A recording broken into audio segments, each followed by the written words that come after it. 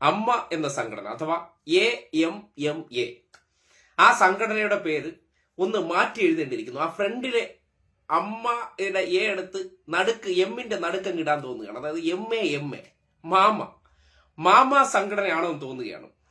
പല പ്രമുഖരുടെയും മുഖംമൂടി അഴിഞ്ഞു വീഴുകയാണ്. എന്തൊരു വിരോധാഭാസമാണ്. അതായത് എന്നെ സംബന്ധിക്കുന്നിടത്തോളം ഈ റിപ്പോർട്ട് പുറത്തു വന്ന ചില കാര്യങ്ങളൊക്കെ മാധ്യമങ്ങളിലൂടെയും ഒപ്പം അതിന്റെ റിപ്പോർട്ട് കൈവശം കിട്ടിയിട്ടുണ്ട്. അത് പരിപൂർണമായിട്ട് വായിച്ച് പഠിച്ചിട്ടില്ല, എന്നാലും കുറച്ചൊക്കെ ഓടിച്ച് വായിച്ചു. അതിൽ നിന്ന് മനസ്സിലാക്കാൻ പറ്റുന്ന ഒരു കാര്യമുണ്ട്. അതായത് നമ്മുടെ നാട്ടിൽ, അതായത് എന്റെ ഒരു വ്യക്തിപരമായ എക്സ്പീരിയൻസ് ആണ്, എനിക്ക് നേരിട്ട് അനുഭവമില്ല. കാര്യം പലരും ഈ പഴയ മലയാള സിനിമാ ചരിത്രത്തെക്കുറിച്ച് അടക്കം പറയുന്ന ചില കാര്യങ്ങളുണ്ട്. അത് കൊളീഗ്സ് ആയിക്കോട്ടെ, അതായത് മാധ്യമ പ്രവർത്തന മേഖലയിലെ പ്രമുഖരായിട്ടുള്ളവർ, അത് മുൻകാല പ്രമുഖ നടന്മാരുടെ രീതികളെക്കുറിച്ചും ഇന്നത്തെ നടന്മാരെ കുറിച്ചൊക്കെ ചിലർ, അതായത് ഈ സിനിമ ബീറ്റ് നോക്കുന്നവർ എന്ന് പറയും, സിനിമയുടെ അതായത് സിനിമ റിപ്പോർട്ട് ചെയ്യാനായിട്ട് നിയോഗിക്കപ്പെടുന്നവർ ചെയ്യുന്നൊരു പ്രവർത്തനമാണ്. അവർ വ്യക്തിപരമായിട്ട് പറഞ്ഞിട്ടുണ്ട്, ഈ സിനിമാ മേഖലയിൽ നടക്കുന്ന ചില പ്രവർത്തനങ്ങൾ, അതായത് മൊത്തം മസാലയാണ്, കുളിരാണ്.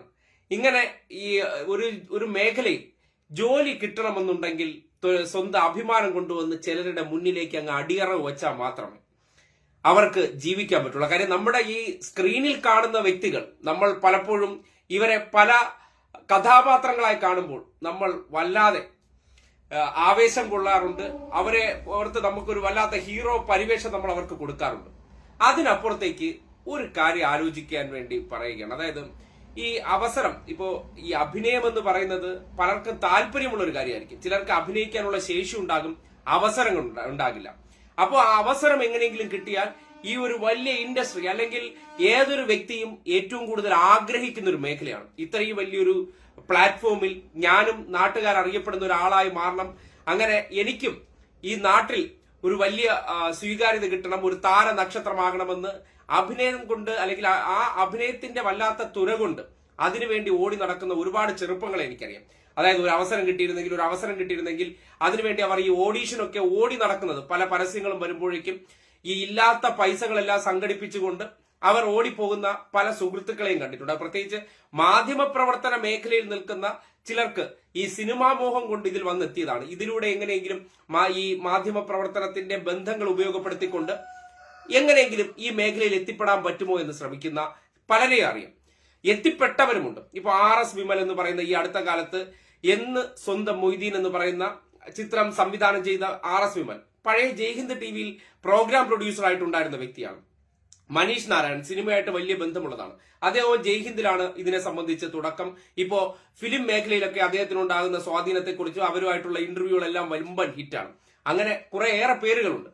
പക്ഷെ പറഞ്ഞു വരുന്നതല്ല, ഹേമ കമ്മിറ്റി റിപ്പോർട്ട് പുറത്തേക്ക് വരുമ്പോൾ ഒരു ഇൻഡസ്ട്രിയിൽ നമ്മൾ വലിയ താരാരാധനയോടുകൂടി കാണുന്ന പല പ്രമുഖരും, അവരൊക്കെ ഇതിനകത്തൊരു പവർ ഹൗസ് ആയിട്ട് പ്രവർത്തിക്കുന്നു എന്നാണ് പറയുന്നത്. അവർക്ക്, അതായത് സ്ത്രീകളായിട്ടുള്ളവർ ഇതിലേക്ക് കടന്നു വരുന്നുണ്ടെങ്കിൽ അവർക്ക് ഇതിനുള്ളിൽ നിലനിൽക്കണമെങ്കിൽ സഹകരണം എന്ന വാക്കിന് ഇങ്ങനെയും വലിയൊരു അർത്ഥമുണ്ടെന്ന് കൃത്യമായി ബോധ്യപ്പെടുത്തുകയാണ് ഈ ഒരു പുതിയ റിപ്പോർട്ട്. അതായത് എന്തിനും ഏതിനും സഹകരണമുണ്ടോ, നിങ്ങൾക്ക് ഈ മേഖലയിൽ ഭാവിയുണ്ട്. അല്ലാതെ സഹകരണ മനോഭാവമില്ലെങ്കിൽ, നമുക്കറിയാവുന്ന സഹകരണ ബാങ്കുകളാണ്. അതായത് പരസ്പരം സഹകരിച്ച് അങ്ങോട്ടും ഇങ്ങോട്ടും സഹായിച്ച് പ്രവർത്തിക്കുന്ന ബാങ്ക്. ആ സഹകരണത്തിനപ്പുറം വേറൊരു സഹകരണം കൂടി നമ്മുടെ നാട്ടിലെ മലയാള സിനിമ ഇൻഡസ്ട്രിക്കകത്ത് നടക്കുകയാണ്. സഹകരണം ഉണ്ടോ, നിങ്ങൾക്ക് വച്ചടി കയറ്റം ഉണ്ടാകും. സഹകരണം ഇല്ലേ, വച്ചടി നിങ്ങൾ എന്ത് ചെയ്യും, ഇതിൽ നിന്ന് വെളിയിലോട്ട് പൊയ്ക്കൊണ്ടിരിക്കും. അപ്പോ ഈ ഇൻഡസ്ട്രിയിലെ ആരെങ്കിലും പെട്ടെന്ന് പോയിട്ടുണ്ടെങ്കിൽ അപ്പോഴേ മനസ്സിലാക്കുക ഇവരുടെ സഹകരണം എത്രത്തോളം ഉണ്ടായിരുന്നു എന്നുള്ളതാണ്. അതായത് നടന്മാരുടെയൊക്കെ ലീലാവിലാസങ്ങൾ, ആരുടെയും പേര് പറയുന്നില്ല, ഐഡന്റിറ്റി പറയുന്നില്ല, അതിന്റെ ഈ ഒരു ഭാഗം പുറത്തേക്ക് വരുമ്പോൾ മനസ്സിലാക്കാൻ കഴിയുന്നത് നമ്മൾ കാണുന്ന പലരും ചില്ലറക്കാരല്ല. പൂവൻകോഴിയൊക്കെ എത്ര മഹാന്മാരാണ്. അവരൊന്നും ഇത്രയും ഇത് കാണിക്കില്ല. കാരണം ഈ പൂവൻകോഴികളുടെ ഒരു രീതിയാണ് ഹേമ കമ്മീഷൻ റിപ്പോർട്ടിലൂടെ വായിക്കും. അതായത് ഏതെങ്കിലും ഒരു പുതിയ കോഴിയെ കണ്ടാൽ, അല്ലെങ്കിൽ പുതിയൊരു പിടക്കോഴി വന്നു കഴിഞ്ഞാൽ ആ അവിടത്തെ പ്രമുഖനായിട്ടുള്ള ആ പൂവൻകോഴി അതിന് ഒരു സ്വസ്ഥത കൊടുക്കാതെ പുറകെ നടക്കും. പിന്നെ അവർ ഈ പക്ഷിയുടെ ഗണത്തിൽപ്പെടുന്നവരും, പക്ഷെ അതിനേക്കാൾ വിദഗ്ധ പൂവൻകോഴികളാണ് മലയാള സിനിമാ ഇൻഡസ്ട്രിയിലെ പല പ്രമുഖരും. ഒരു പുതിയ താരമോ അല്ലെങ്കിൽ ഏതെങ്കിലും ഒന്ന് പുതുതായിട്ട് അഭിനയിക്കാൻ വന്നു കഴിഞ്ഞാൽ വാതിലിൽ മുട്ടുമെന്നാണ് പറയുന്നത്. രാത്രി ഉറങ്ങാൻ കിടന്നാൽ അപ്പോ സ്വാഭാവികമായിട്ട് നമ്മുടെ പൂവൻ കോഴികൾ, നമ്മുടെ നാട്ടിലുള്ള കോഴികളൊന്നും ഈ വാതിലിൽ മുട്ടണ പരിപാടിയൊന്നും അവർക്കില്ല. അവർ പരമാവധി ഇതിനായിട്ട് ഓടിക്കുന്ന കാണാം. ആദ്യമായിട്ട് ഇവരെ പരസ്പരം അറിഞ്ഞുകൂടാത്തതുകൊണ്ട് പിടക്കോഴി ഇവരുടെ അടുത്ത് കൂടുതൽ അടുക്കുന്നില്ലെങ്കിൽ അവരെ കീഴ്പ്പെടുത്താൻ വേണ്ടി നാട് നീളായിട്ട് ഓടിച്ച് അവസാനം കീഴ്പ്പെടുത്തുന്നതാണ് നമ്മൾ നാട്ടിൽ കണ്ടിട്ടുള്ളത്. അതിനേക്കാൾ ഭയാനകവും അതിനേക്കാൾ നാണം കെട്ട പ്രവർത്തനമാണ് നമ്മുടെ സിനിമാ മേഖലയിൽ നടക്കുന്നുവെന്ന് ബോധ്യപ്പെടുകയാണ്. കഷ്ടമാണ്. ഒരു മേഖലയിൽ ജീവിക്കാൻ വരുന്നവർ, അവസരം തേടി വരുന്നവർ ഏതൊക്കെ തരത്തിൽ സഹകരിച്ചാൽ എന്തെങ്കിലുമൊക്കെ ആകാം. നമ്മൾ കാണുന്ന, അതായത് പേര് പറയുന്നില്ലെങ്കിലും പവർ ഹൗസ് ആയിട്ടൊക്കെ പ്രവർത്തിക്കുക എന്തായാലും നമ്മുടെ നാട്ടിൽ ഒന്ന് ആലോചിച്ചു കഴിഞ്ഞാൽ ഇപ്പോഴത്തെ ഒരു നടന്മാരെ എടുത്തോ അല്ലെങ്കിൽ പഴയ നടന്മാരെയൊക്കെ നമ്മൾ എടുത്ത് പരിശോധിച്ചാൽ ഈ പവർ ഹൗസ് എന്ന് പറഞ്ഞ് പ്രവർത്തിക്കുന്നവരെന്ന് പറഞ്ഞാൽ ഏതെങ്കിലുമൊക്കെ ഗസ്റ്റ് റോൾ ആയിട്ട് വരുന്നവർ എന്തായിരുന്നാലും പവർ ഹൗസ് ആവൂലല്ലോ. ഈ പവർ ഹൗസ് എന്ന് പറഞ്ഞാൽ ഏതെങ്കിലും 3-4 സിനിമയിൽ അഭിനയിച്ചാൽ പവർ ഹൗസ് ആവൂലല്ലോ. ഇപ്പൊ ഇടവേള ബാബു നമുക്ക് വേണമെങ്കിൽ ഒരു പവർ ഹൗസിന്റെ രീതിയിലേക്ക് പെടുത്താം. കാര്യം പവർ ഹൗസ് ആണെന്ന് പറയാൻ കാരണം അദ്ദേഹത്തിന് വലിയ സിനിമകളിലൊന്നും അഭിനയിച്ചില്ല. പക്ഷെ എങ്ങനെയാണ് അദ്ദേഹം തുടർച്ചയായിട്ട് 25 വർഷത്തോളം ഇതിന്റെ സെക്രട്ടറി ആയിട്ടിരുന്നത്? ആ പവർ ഹൗസിന്റെ ഒരു ഭാഗമാണ് അദ്ദേഹം. ഈ പറയുന്ന റിപ്പോർട്ടിൽ പറയുന്ന രീതിയിലുള്ള പ്രവർത്തനങ്ങളും നടത്തിയിട്ടില്ല. പക്ഷേ ഒരു വ്യക്തിക്ക് സാധാരണഗതിയിൽ ഇത്തരം ഇടങ്ങൾ കിട്ടാറില്ല. എങ്ങനെയാണ് ഇടവേള ബാബു എന്ന വ്യക്തിക്ക് ഇത്രയും കാലം വലിയ സിനിമകളൊന്നും അഭിനയിക്കാതെ അല്ലെങ്കിൽ നായക പരിവേഷത്തിൽ വരാതെ അല്ലെങ്കിൽ അദ്ദേഹത്തിന് വേണ്ടത്ര സിനിമകളിൽ ഹിറ്റുകൾ സൃഷ്ടിക്കാൻ കഴിയാത്ത ഒരു വ്യക്തിക്ക് സിനിമാ മേഖലയെ ഒന്നടങ്കം നിയന്ത്രിക്കാൻ കഴിഞ്ഞ ഒരു സാഹചര്യം ഉണ്ടായത് നമ്മൾ ആലോചിക്കേണ്ട കാര്യമല്ലേ? സ്വാഭാവികമായിട്ടും ഈ റിപ്പോർട്ടുകൾ പുറത്തു വരുമ്പോൾ പല മുഖംമൂടികളും അഴിഞ്ഞു വീഴുന്നുണ്ട്. നമ്മൾ വിചാരിക്കുന്നവർ ഇതിലൊക്കെ നമ്മളൊന്ന് ചിന്തിച്ചാൽ മതി. നമ്മുടെ ബന്ധത്തിലൊക്കെ ഉള്ള ഏതെങ്കിലും സ്ത്രീകൾ പണ്ട് കാലഘട്ടത്തിലെ ഈ സിനിമയിലേക്ക് അഭിനയിക്കാൻ പോകുന്ന സ്ത്രീകളെ കുറിച്ച് വല്ലാത്തൊരു മോശം അഭിപ്രായം നമ്മുടെ നാട്ടിൽ പറഞ്ഞിട്ടുണ്ട്. അഭിനയമാണോ, ശരിയല്ല എന്നുള്ളൊരു പദപ്രയോഗമുണ്ട്. ആ ശരിയല്ലായ്മയുടെ ഒരു ഡോക്യുമെന്റ് ആണ് ഇപ്പോൾ പുറത്തേക്ക് വന്നിരിക്കുന്നത്.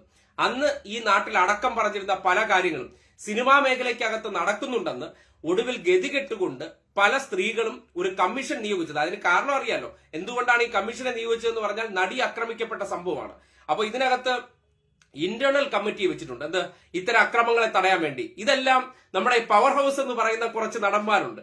ഇൻഡസ്ട്രി അടക്കി ഭരിക്കുന്ന, ഇൻഡസ്ട്രിയിൽ അവരെ ബഹുമാനിച്ച് അല്ലെങ്കിൽ ദൈവമായി കണ്ടില്ലെങ്കിൽ നിങ്ങളുടെ അവസ്ഥ പടിക്ക് പുറത്താണ് എന്നുള്ള രീതിയിൽ പ്രവർത്തിക്കുന്ന ചിലരുണ്ട്.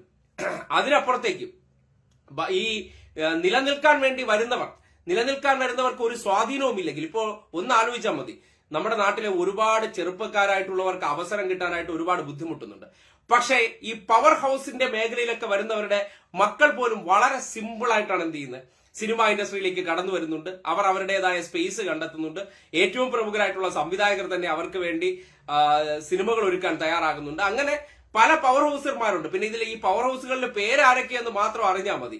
അതായത് പ്രമുഖരായിട്ടുള്ള പലരും വിചാരിച്ചു കഴിഞ്ഞാൽ അവരുടെ മക്കൾക്കെല്ലാം എളുപ്പത്തിൽ സിനിമയിൽ അടുത്ത തലമുറ എന്ന് പറഞ്ഞാൽ ഞങ്ങളുടെ മക്കൾ ആണ് എന്നുള്ള എന്ത് മതി, സ്വജനപക്ഷപാതം മതി. കാര്യം ഈ രാഷ്ട്രീയത്തിൽ മക്കൾ വരുമ്പോ അത് ബന്ധു നിയമനം എന്ന് പറയും പോലെ മലയാള സിനിമ മുഴുവനും ബന്ധു നിയമനമായി കഴിഞ്ഞു. പലരുടെയും മക്കളാണ് ഇപ്പോ ബന്ധു നിയമനത്തിന്റെ അടിസ്ഥാനത്തിൽ ഇതിൽ ഇങ്ങനെ തുടർക്കഥയായിട്ട് മുന്നോട്ട് പോയിക്കൊണ്ടിരിക്കുന്നത്. അപ്പോ അടിമുടി പൊളിച്ചെഴുത്ത് വേണ്ട ഒരു സാഹചര്യമുണ്ട്. ഏത് മേഖലയും ഇന്നത്തെ കാലത്തിൽ നവീകരിക്കപ്പെടേണ്ടതാണ്. സ്ത്രീകൾക്ക് അർഹതപ്പെട്ട സുരക്ഷിതം എല്ലായിടത്തും ഒരുക്കേണ്ട ഉത്തരവാദിത്തമുണ്ട്. സ്ത്രീകൾ ആയിട്ടുള്ളവർ ഒരു കാര്യമുണ്ട്, തങ്ങളുടെ അവസരത്തിന് വേണ്ടി എന്തും ചെയ്യാൻ തയ്യാറായിട്ട് പോകുന്ന സ്ത്രീകളെ കുറിച്ചല്ല, സാഹചര്യങ്ങൾ കൊണ്ട് അല്ലെങ്കിൽ ഓഡീഷനിലൊക്കെ പങ്കെടുത്ത് അതിൽ സെലക്ട് ചെയ്ത് ചെല്ലുന്ന സന്ദർഭങ്ങളിൽ ട്രാപ്പ് ചെയ്യപ്പെടുന്ന അവസ്ഥയുണ്ട്. ആ ട്രാപ്പ് ചെയ്യപ്പെടുന്നതിനെ കുറിച്ചൊക്കെ ഈ അടുത്ത കാലത്ത് പല പരാതികൾ പുറത്തു വന്നിട്ടുണ്ട്.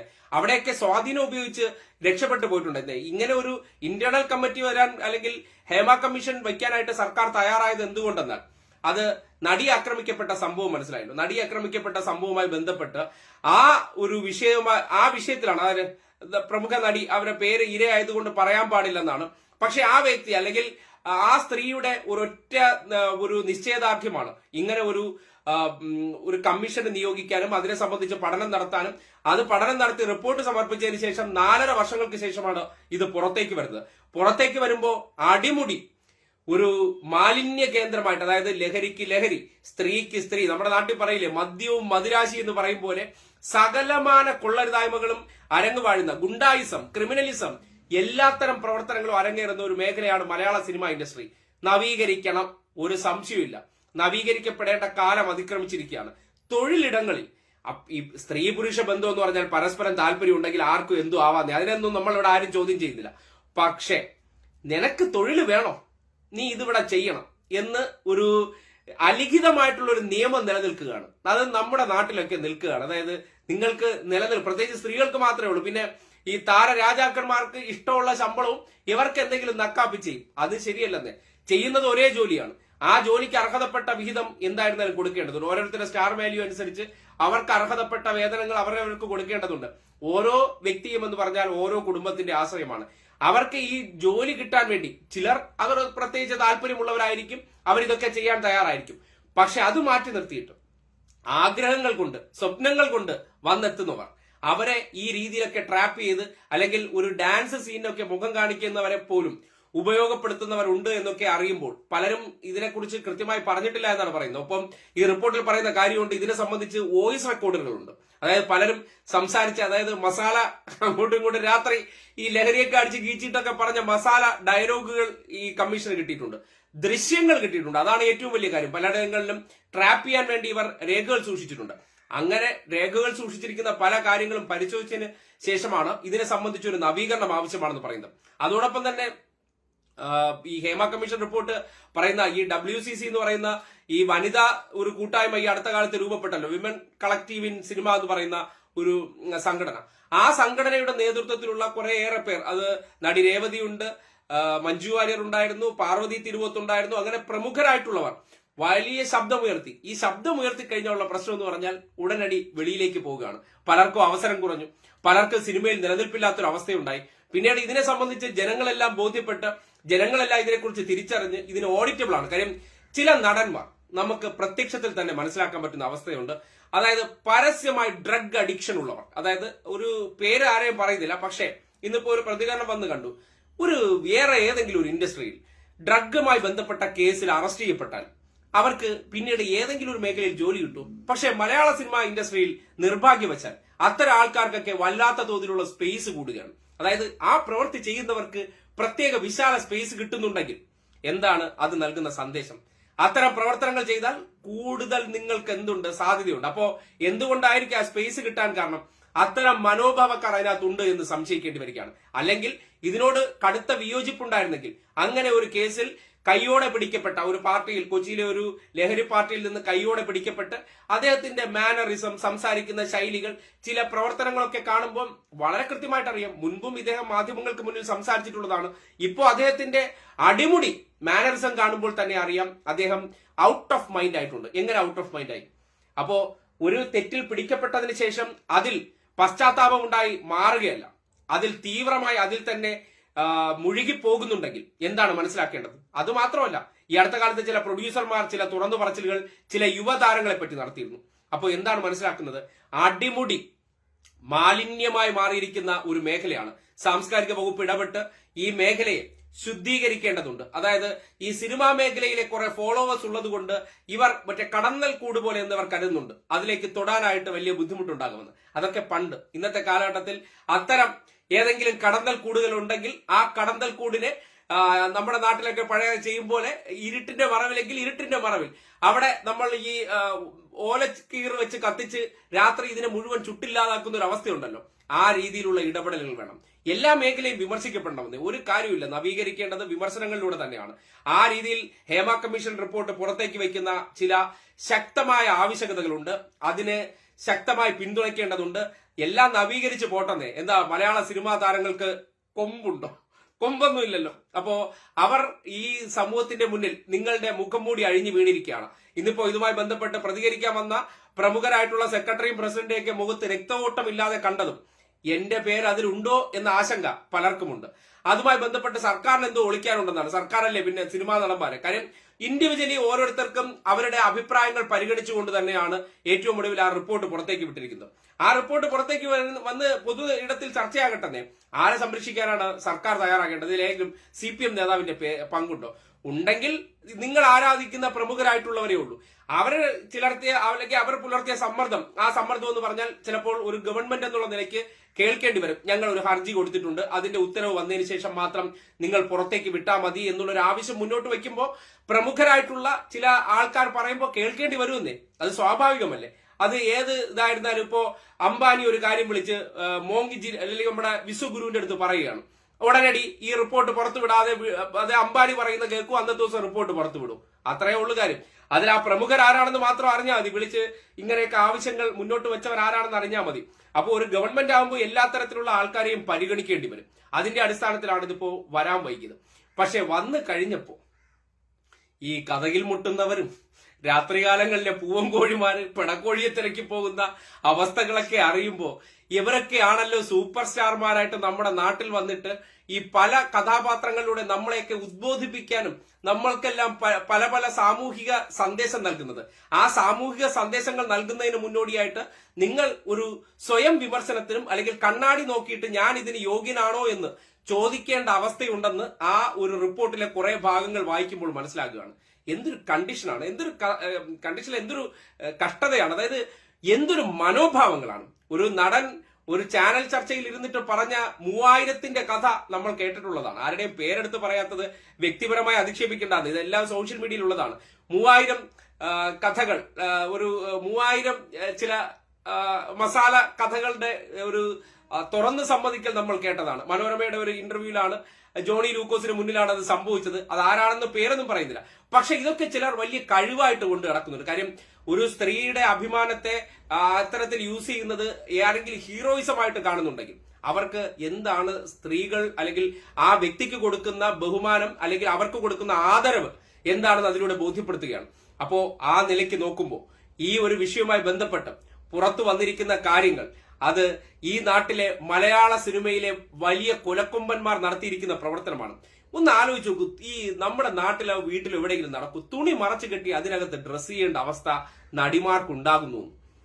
എന്തുവാണ് ഈ ഏത് സാഹചര്യത്തിൽ വളർന്നു വന്നവരാണ് ഈ ഇൻഡസ്ട്രിയിലെ ഇത്തരം കാര്യങ്ങളൊക്കെ നയിക്കുന്നത്? ഒരു പ്രൊഡ്യൂസർ ആയിക്കോട്ടെ, ഒരു സംവിധായകനായിക്കോട്ടെ, അവരൊക്കെ ഒരു ആർട്ടിസ്റ്റിനെ വിളിച്ചിട്ട് ഏതോ ആയിക്കോട്ടെ, സാധാരണക്കാരായിരിക്കും, സാധാരണക്കാർക്ക് അതായത് പലർക്കും പലതരം പരിവേഷമാണ്. കാരവാൻ ഉള്ളവർക്ക് അവർക്ക് സൗകര്യമുള്ളപ്പോൾ വരേ ഉള്ളൂ, അതിനൊക്കെ വേണ്ടി ഇവർ കാത്തിരിക്കും. പക്ഷെ അതിന് താഴെയുള്ള ജൂനിയർ ആർട്ടിസ്റ്റുകളെ പച്ച തെറി വിളിക്കുക, അവർക്ക് വേണ്ട സൗകര്യങ്ങൾ കൊടുക്കാതിരിക്കുക, ഭക്ഷണത്തിൽ വിവേചനം കാണിക്കുക, മറ്റേ സാറന്മാർക്കല്ല അല്ലെങ്കിൽ പ്രമുഖന്മാർക്കെല്ലാം അവർ ഇഷ്ടപ്പെടുന്ന മെനു അടിസ്ഥാനപ്പെടുത്തിയുള്ള ഫുഡാണ്, ബാക്കിയുള്ളവർക്ക് വേണമെങ്കിൽ വല്ലയിടത്ത് നക്കിയിട്ട് വാടാ എന്നുള്ള അവസ്ഥ. കഷ്ടമാണ്. ഈ സിനിമാ ഇൻഡസ്ട്രിയും നമ്മുടെ കാലത്തിനനുസരിച്ച് നവീകരിക്കപ്പെടേണ്ട ഒരു സുവർണ അവസരത്തിലേക്ക് കാര്യങ്ങൾ എത്തിയിരിക്കുകയാണ്. ആ അവസരം മുതലാക്കിക്കൊണ്ട് ഇന്നലകളിൽ എന്ത് നടത്തിയിരുന്നോ അത് ഇനിയും വെച്ച് നടത്താമെന്നുള്ള മനോഭാവങ്ങൾ ഉണ്ടെങ്കിൽ സമൂഹത്തിന്റെ മുന്നിലേക്ക് വരണം. നടി ആക്രമിക്കപ്പെട്ട സംഭവത്തിൽ ക്രിമിനലിസത്തെ കുറിച്ചുള്ള വളരെ കൃത്യമായിട്ടുള്ള ഉദാഹരണം നമ്മുടെ മുന്നിലേക്ക് വന്നു.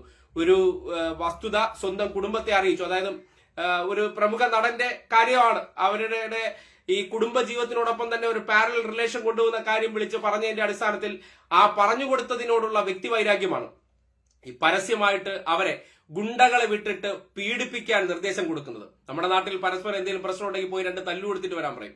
ഇതങ്ങനെയല്ല, പീഡിപ്പിച്ച് വീഡിയോ എടുത്തുകൊണ്ട് വാ എന്ന് പറയുന്ന ചില എത്ര ക്രൂര മനോഭാവമുള്ളവർ പോലും ഈ ഒരു മേഖലയിൽ ഉണ്ടെന്ന് ആലോചിച്ച്. അപ്പോ അടിമുടി നവീകരണം ആവശ്യമാണ്. ഈ നടന്മാരെന്ന് പറഞ്ഞാൽ എന്ത് തോന്നിവാസവും അല്ലെങ്കിൽ എന്ത് വൃത്തികേടും ഈ നാട്ടിൽ നടത്താൻ എന്ത് വൃത്തികേടും ഈ നാട്ടിൽ നടത്താൻ അവർക്ക് പറ്റും, അവർക്ക് അതിന് യാതൊന്നും തടസ്സമല്ല എന്നുള്ള തോന്നലല്ല. എല്ലാവരും നിയമത്തിന്റെ കീഴിൽ ഒരുപോലെയാണ്, നമ്മളെപ്പോലെ തന്നെയാണ്, ഒരു പൗരൻ മാത്രമാണ്. കുറച്ച് ഫോളോവേഴ്സും കുറച്ച് ചെയ്ത കഥാപാത്രങ്ങൾ വെച്ചിട്ട് ജനങ്ങളുടെ ഹൃദയങ്ങളിൽ ഉണ്ട് എന്ന് കരുതി ആ ജനങ്ങളുടെ ഹൃദയങ്ങളിലേക്ക് കാപട്യം കാണിച്ചല്ല നിങ്ങൾ എത്തേണ്ടത്. നിങ്ങൾ ചെയ്യുന്ന സകലമാന പ്രവർത്തികളും ആരെങ്കിലുമൊക്കെ അറിഞ്ഞാലും അതിനെക്കുറിച്ച് ഒരു മനസ്സിലാക്കാൻ ശ്രമിച്ചാലും എല്ലാ കാലത്തും നിങ്ങളോട് ആദരവ് ഉണ്ടാകണം. അല്ലാതെ ഇമാതിരി കാര്യങ്ങളൊക്കെ പുറത്തു വരുമ്പോ എന്തുവാണ് ഇവന്മാരൊക്കെ എന്ന് തോന്നുന്ന അവസ്ഥയുണ്ടെങ്കിൽ നിങ്ങളുടെ മനോഭാവവും നിങ്ങളുടെ ഉള്ളിലിരിപ്പ് ശരിയല്ല. നിങ്ങൾ എല്ലായിടത്തും ഒരു നടനാണ്, അഭിനേതാവാണെന്ന് തെളിയിക്കുകയാണ്. ഇത്രയും കാര്യമെങ്കിലും തുറന്നു പറഞ്ഞല്ലോ. അതിന്റെ അടിസ്ഥാനത്തിൽ ആ മസാല കഥകളെല്ലാം സോഷ്യൽ മീഡിയയിൽ ഇപ്പോൾ വല്ലാതെ ആഘോഷിക്കുകയാണ്. അതിന്റെ അടിസ്ഥാനത്തിലാണ് ഇങ്ങനെ ഒരു കമന്റും വന്നത്. അമ്മ അല്ല, AMMA അല്ല, MA മാമ എന്ന രീതിയിലേക്ക് കാര്യങ്ങൾ എത്തുകയാണ്. ഇതിനകത്തുള്ളവരെല്ലാവരും പലരും ഈ ക്രിമിനൽ ബാക്ക്ഗ്രൗണ്ടിലൂടെ വലിയ സമ്പന്നരായവരുണ്ട്. നടന്മാരുടെ ഒപ്പം നിന്ന് അവരുടെ കാര്യങ്ങൾക്ക് അവർക്ക് തല്ല് കൊടുക്കേണ്ടവർ, അവർക്ക് പൈസ വാങ്ങിച്ചു കൊടുക്കാൻ പ്രൊഡ്യൂസറിനെ തല്ല് പറ്റിക്കുന്നവർ, അല്ലെങ്കിൽ അവർക്ക് എന്തെങ്കിലും ബുദ്ധിമുട്ടുണ്ടാകുന്നവരെ ഇടിച്ചൊതുക്കാൻ വേണ്ടി എല്ലാ ഗുണ്ടാ സെറ്റപ്പ് ഒക്കെ ഉണ്ടാക്കി വെച്ചിരിക്കുന്ന പ്രമുഖന്മാരും പവർ ഹൗസുകളും ആരൊക്കെയെന്ന് സമൂഹം മനസ്സിലാക്കേണ്ടിയിരിക്കുന്നു. അതിനെക്കുറിച്ചുള്ള വസ്തുതകളെല്ലാം ഇനിയും പുറത്തു വരേണ്ടതുണ്ട്. എല്ലാത്തരം താര നക്ഷത്രങ്ങളും ഈ സംശയത്തിന് അതീതരായിരിക്കണം. പറയാറില്ലേ, സീസറിന്റെ ഭാര്യ സംശയത്തിന് അതീതരായിരിക്കണം എന്ന് പറയുന്ന പോലെ തന്നെ ഈ മലയാള സിനിമയിലുള്ളവ ഈ പ്രമുഖരായിരുന്നാലും അവർ ഒരു കാര്യം മനസ്സിലാക്കുക, നിങ്ങൾക്ക് ഇന്നലകളിൽ എത്തിപ്പെട്ട ഒരു സ്ഥാനമാനങ്ങൾ മറ്റുള്ളവരെ ദ്രോഹിക്കാനോ മറ്റുള്ളവരെ ചൂഷണം ചെയ്യാനോ ഉള്ള ഒരു അവകാശമല്ല. ആ അവകാശം നിങ്ങൾ ഉപയോഗപ്പെടുത്തിയിട്ടുണ്ടെങ്കിൽ എത്ര ഉന്നതിയിലെത്തിയാലും നിങ്ങൾ വിമർശിക്കപ്പെടേണ്ടതുണ്ട്, തുറന്നു കാട്ടപ്പെടേണ്ടതുണ്ട്. അങ്ങനെ ഒരു ജീവിതവും ചവിട്ടി മെതിച്ചുകൊണ്ട്, ഒരു ജീവിതത്തെയും ചവിട്ടി തേച്ചുകൊണ്ട് എത്ര ഉന്നത പദവിയിലെത്തിയാലും അവരെല്ലാം ഒരു നാൾ ഈ നാടിന്റെ മുന്നിൽ തുറന്നു കാട്ടേണ്ടത് കാലത്തിന്റെ കൂടി ആവശ്യമാണ്. അതിനൊരു ഹേമ കമ്മിറ്റി റിപ്പോർട്ടെങ്കിൽ അത് പുറത്തു വന്നതിലൂടെ ഈ നാട്ടിലെ സിനിമാ മേഖലയിൽ നിൽക്കുന്ന പല കൊലക്കൊമ്പന്മാരും എന്താണെന്ന് മനസ്സിലാക്കാൻ നാട്ടുകാർക്ക് ഒരു അവസരം ഉണ്ടായിരിക്കുന്നു. ആ മേഖലയിലേക്കും നവീകരണത്തിന്റെ വെള്ളി വെളിച്ചം കടന്നു വരികയാണ്. ശക്തമായ ഇടപെടലാണ് ഇനി ഇതുമായി ബന്ധപ്പെട്ട സർക്കാർ സംവിധാനങ്ങളുടെ ഭാഗത്തു നിന്ന് ഉണ്ടാക്കേണ്ടത്. കാര്യം ഞങ്ങളുടെ മേഖലയിൽ പാടില്ല എന്നല്ല, പലയിടങ്ങളിലൊക്കെ ഈ ലഹരി, ഇവിടെ നിരോധിത ലഹരി ഉൽപ്പന്നങ്ങൾ ഏറ്റവും കൂടുതൽ ഒഴുകുന്നത് എങ്ങോട്ടെന്ന് ചോദിച്ചാൽ നിസ്സംശയം പറയാം അത് സിനിമാ മേഖലയിലാണ്. ആ മേഖലയിലുള്ളവർ പലരും ഇതിനൊക്കെ അഡിക്റ്റഡ് ആണ്. അവർ യഥേഷ്ടം ഉപയോഗിക്കുന്നുണ്ട്. പലരുടെയും ലീലാവിലാസങ്ങൾ പല സന്ദർഭങ്ങളിൽ ദൃശ്യങ്ങളായി പുറത്തു വന്നിട്ടുണ്ട്. അപ്പോ അടിമുടി നവീകരിക്കപ്പെടട്ടെ എന്ന് ഒരു വ്യക്തികളെ അല്ല, ആരൊക്കെ ആ മേഖലയിൽ എത്തിപ്പെട്ടു. കാര്യം ഇതിന്റെ അകത്ത് ജാതിപരമായ വിവേചനം വരെ ഉണ്ടെന്ന് ഒരു കാലത്ത് വലിയ ഇതുണ്ട്. കാര്യം ഒന്ന് ആലോചിച്ച് നോക്കി, എന്തുകൊണ്ട് ഇപ്പോ ഹിന്ദുക്കളായിട്ടുള്ള നടന്മാരും നടിമാരും ഇപ്പോഴും പിന്നോക്കക്കാരായിട്ടുള്ള നടിമാർക്ക് എന്തുകൊണ്ട് അവസരം ഉണ്ടാകുന്നില്ല? ഈ വാലുള്ള നടിമാർക്ക് മാത്രമേ ഇതിനകത്ത് ഇപ്പോഴും അവസരം ഉണ്ടാകുന്നുള്ളൂ. അതെന്തേ? അങ്ങനെ ഒരു പ്രശ്നം എന്താ മലയാള സിനിമയ്ക്കകത്ത്? ഇതെന്താ ബാക്കിയുള്ള വിഭാഗത്തിൽപ്പെടുന്ന സ്ത്രീകൾക്കൊന്നും അഭിനയിക്കാൻ ശേഷിയില്ലാത്തതുകൊണ്ടാണോ? ഇന്നിപ്പോ യൂട്യൂബും ഫേസ്ബുക്കും ഒക്കെ ഇവിടെ രംഗത്ത് വന്നപ്പോഴാണ് പലരും അംഗീകരിക്കപ്പെടുന്നതും സ്വമേധയാ അവരുടെ കഴിവുകൾ പ്രകടിപ്പിച്ച് അവർ സമൂഹത്തിന്റെ മുഖ്യധാരയിലേക്ക് കടന്നു വരുന്നതും. പക്ഷെ നേരത്തെയൊക്കെ എടുത്തു നോക്കൂ, ഇവിടെ വാലുള്ള നടിമാർക്ക് മാത്രമേ അഭിനയിക്കാൻ അവസരം ഉണ്ടാവുകയുള്ളൂ. ഏത് നടിമാർ വേണോ നിങ്ങൾ എടുത്ത് നോക്കൂ, എത്ര പേരുണ്ട് അല്ലാതെ ഒരു നായികയായിട്ട് ഈ സമൂഹത്തിന്റെ മുന്നിലേക്ക് വന്നത്? പേരിനൊപ്പം വാല് വേണം. ബാക്കി ഇപ്പൊ മുസ്ലിം ക്രിസ്ത്യൻ വിഭാഗത്തിലല്ല, ഹിന്ദു വിഭാഗത്തിൽ നിന്ന് എന്തുകൊണ്ട് അങ്ങനെ സംഭവിച്ചു? അതുപോലെ നടന്മാർ വിരലിലെണ്ണാവുന്നവർ മാത്രമേ ഉള്ളൂ, ബാക്കിയുള്ളവരെല്ലാം ഒരു കോക്കസ് ഗ്രൂപ്പായിട്ട് എങ്ങനെയാണ് സംഭവിച്ചത്? അങ്ങനെയുള്ള കഥാപാത്രങ്ങളെ നടത്തി ഇവിടെ സിനിമയായി മാറിയിരുന്നിട്ടുള്ളൂ. എല്ലാം മാറണമെന്നേ, എല്ലാ മേഖലയ്ക്കും മാറ്റം വരണം. അപ്പോ ഹേമ കമ്മിറ്റി റിപ്പോർട്ട് ഒരു പുതു വെളിച്ചമാവുകയാണ്. ആ പുതു വെളിച്ചം മലയാള സിനിമയിലെ പല കൊലക്കൊമ്പന്മാരെയും ഈ സമൂഹത്തിന്റെ മുന്നിൽ തുറന്നു കാട്ടിക്കൊണ്ട് അതൊരു നവീകരണത്തിന്റെ പാതയാകട്ടെ. അത്തരം പ്രവർത്തനങ്ങൾക്ക് ഈ നാട് ഒരു വലിയ പിന്തുണ കൊടുക്കേണ്ടതുണ്ട്. താരരാജാക്കന്മാർ നിയമത്തിന് അതീതരാണെന്ന് അവർ ഓർമ്മപ്പെടുത്തുകയാണ്. ആരൊക്കെ ചൂഷണം ചെയ്തിട്ടുണ്ടോ, ആരൊക്കെ ഈ തിരിച്ച് മറുപടി പറയാൻ അവർക്ക് ബുദ്ധിമുട്ടുണ്ടാകുന്നുണ്ടോ, അവരെല്ലാം സഞ്ചരിച്ച പാത തെറ്റാണ്. നിങ്ങൾ ഇന്നലകളിൽ ചെയ്ത പ്രവൃത്തി തന്നെയാണ് നിങ്ങൾക്ക് നേരെ വിരൽ ചൂണ്ടാൻ അവസരം ഉണ്ടാക്കിയിരിക്കുന്നത്. എല്ലാ കാലത്തും എല്ലാം മറച്ചു വെക്കാൻ പറ്റില്ല. ഏതെങ്കിലും ഒരു കാലത്ത് അതെല്ലാം മറനീക്കി പുറത്തേക്ക് വരുമെന്ന് പറഞ്ഞത് എത്ര ശരിയാണ്. അപ്പോ അമ്മ എങ്ങനെ മാമ്മയായി എന്നുള്ള AMMA എങ്ങനെ MA ആയെന്ന് പറഞ്ഞാൽ അത് ആയതല്ല, നിങ്ങൾ ആക്കിയതാണ്. നിങ്ങളുടെ പ്രവർത്തനം സഹിക്കവയ്യാതെ ഈ പുകഞ്ഞിരുന്ന അഗ്നിപർവ്വതം പൊട്ടിത്തെറിക്കുന്ന സാഹചര്യത്തിലേക്ക് എത്തി. കാര്യങ്ങളെല്ലാം ഇപ്പോ ഒരു നെല്ലും പതിരും തിരിയാൻ പറ്റുന്ന അവസ്ഥയിൽ എത്തിയിട്ടുണ്ട്. പലരും ഇന്ന് കാണുന്ന സീറ്റിലൊക്കെ ഇരിപ്പുറപ്പിക്കുമ്പോഴും അവരൊക്കെ ചെയ്തുകൊണ്ടിരിക്കുന്ന പ്രവർത്തനങ്ങൾ എത്രമാത്രം നീചമാണ്, നെറികെട്ടതാണ്. അവരിപ്പോഴും തങ്ങളുടെ ഈ ഒരു എത്തിപ്പെട്ട ആ മേഖലയിൽ ഇരുന്നു കൊണ്ട് എത്രയെത്ര ജീവിതങ്ങളെ തുലച്ചു വിടുന്നുണ്ടെന്നൊക്കെ നമുക്ക് മനസ്സിലാക്കാൻ പറ്റുകയാണ്. അത് സഹകരിച്ചില്ലെങ്കിൽ അവസരമില്ലെന്ന് പറയുന്നുണ്ടെങ്കിൽ അതിനുവേണ്ടി നിലകൊണ്ടവർ ഈ സമൂഹത്തിന്റെ മുന്നിൽ വിചാരണ ചെയ്യപ്പെടണം. ആരുമായിക്കോട്ടെ, അതിൽ എത്ര വലിയ താരരാജാവായാലും വിചാരണ ചെയ്യപ്പെടണം. ചെയ്തതിനൊക്കെയും മറുപടി പറഞ്ഞിട്ട് പോകുന്നതാണ് ഒരു മനസമാധാനപരമായിട്ടുള്ള ഇനിയുള്ള ജീവിതത്തിന് നല്ലത്. അല്ലാതെ എന്തെല്ലാം ചവിട്ടി മെതിച്ച കഥകളുണ്ടെങ്കിൽ അതെല്ലാം നിങ്ങൾക്ക് ഇന്നിപ്പോ അതൊക്കെ കുറിച്ച് ആലോചിക്കുമ്പോൾ സ്വയം അഭിമാനം തോന്നുന്നുണ്ടെങ്കിൽ ആ കണ്ണീരിനൊക്കെ വില പറയേണ്ട ഒരു സന്ദർഭം വരുമെന്ന് പറഞ്ഞു കേട്ടിട്ടില്ലേ? അങ്ങനെ ചവിട്ടി മെതിച്ച ചില പാപങ്ങൾ നിങ്ങൾക്ക് നേരെ തിരിച്ചു വന്നിരിക്കുകയാണ്. അതിന് നിങ്ങൾ മറുപടി പറയേണ്ടിയിരിക്കുന്നു. ആ മറുപടി പറയുന്നത് ഈ നാടിന് കേൾക്കേണ്ടിയിരിക്കുന്നു. ആരൊക്കെയെന്ന് വെച്ചാൽ, അതായത് ഈ സിനിമാ മേഖലയിൽ നിൽക്കുന്ന സ്ത്രീകളൊക്കെ വളരെ ശക്തമായി ഈ കാസ്റ്റിംഗ് കൗച്ചിനെ കുറിച്ചൊക്കെ വന്ന് കൃത്യമായി മറുപടി നിങ്ങളുടെ അഭിപ്രായങ്ങൾ കൂടി തുറന്നു പറയണം. ഇവരെ പ്രതിരോധത്തിലാക്കണം. ഇവരെ ഈ സമൂഹത്തിന്റെ മുന്നിൽ തുറന്നു കാട്ടേണ്ടതുണ്ട്. നിങ്ങളോടുള്ള വ്യക്തിവൈരാഗ്യം കൊണ്ടല്ല, നിങ്ങൾ എന്ന കാപട്യങ്ങളാണ്. നിങ്ങൾ എല്ലാ കാലത്തും കൃത്രിമത്വങ്ങളായി നിൽക്കാൻ ആഗ്രഹിക്കുന്നവരാണ്. ഈ സമ്പന്നതകളിലും ഇതൊക്കെ ആഡംബരം നിങ്ങളുടെ കഷ്ടപ്പാടുകളൊക്കെ കൊണ്ട് ഉണ്ടായതാണ്. പക്ഷെ അതിലേക്ക് നിങ്ങൾ നടന്നു കയറുമ്പോൾ നിങ്ങൾ ചവിട്ടുപടിയായിട്ട് ഈ മെതിച്ച് കളയുന്നവർ, അതിനെക്കുറിച്ച് നിങ്ങൾക്ക് ഒരംശം പോലും ഒരു മനോവ്യഥയില്ലെങ്കിൽ നിങ്ങളെ മനുഷ്യരുടെ ഗണത്തിൽ പെടുത്താൻ പറ്റില്ലെന്നേ. അപ്പോ ഹേമ കമ്മിറ്റി റിപ്പോർട്ട് മുഖംമൂടികൾ പലതും ഇനിയും അഴിച്ചു വീഴ്ത്തട്ടെ. അവരാരൊക്കെയാണെന്ന് ഈ പുറത്തു വന്നതിന്റെ പശ്ചാത്തലത്തിൽ കുറച്ചുപേരെങ്കിലും ധൈര്യത്തോടുകൂടി വന്നിട്ട് തങ്ങളുടെ ദുരനുഭവങ്ങൾ ഈ സമൂഹത്തോട് വിളിച്ചു പറയാനുള്ള ആർജവം കൂടി കാട്ടിയാൽ എല്ലാം സ്വാഹ.